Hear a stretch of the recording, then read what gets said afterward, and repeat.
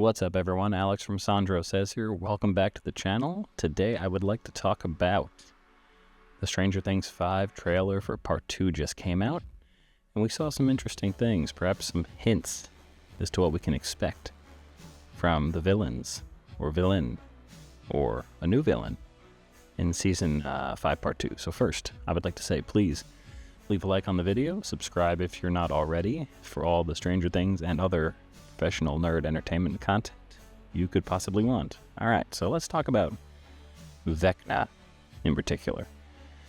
So, what we discovered in this new trailer. First things first.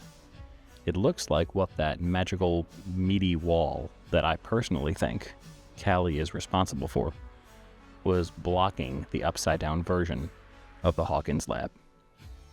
The reason you think that is because Steve, Nancy, Jonathan, and Dustin end up at the lab, and they were the ones stuck in the wall. So you figure, hey, that's what was behind the wall. All of a sudden, they're at the lab, and inside the lab, there's this red glowing orb. And it's like, wait a minute, that's new. We haven't seen that before. And Dustin says, everything we thought was dead wrong. So immediately we're like, wait, something's wrong. So this could be a big misdirection, of course, but something here is amiss. The red orb, it seems like it's a big plot point. We see Jonathan and Nancy looking at it as it spreads out over the top of the lab.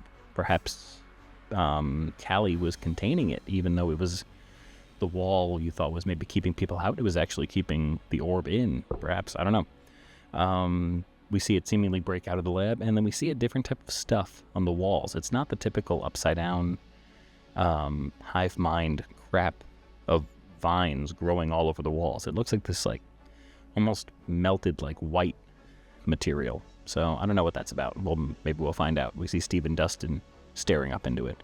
So now we start to wonder, even though we've been told for a season and a half now, Vecna is the big boss. Is Vecna actually the big bad guy? Or is something controlling Vecna?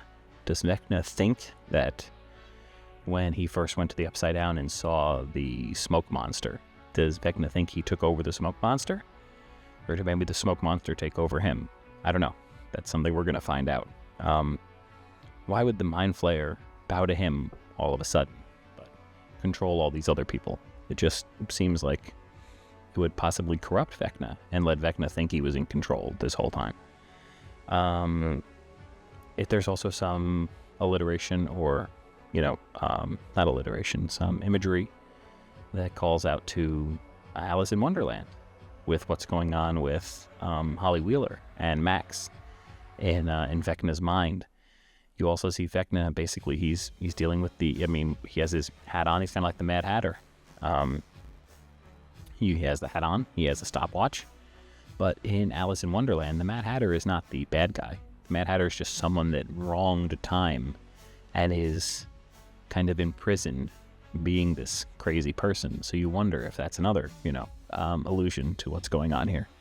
Last but not least, something I looked up, there was a post on Reddit years ago, and it might be something right from the first episode because it's one of the first things mentioned in the show.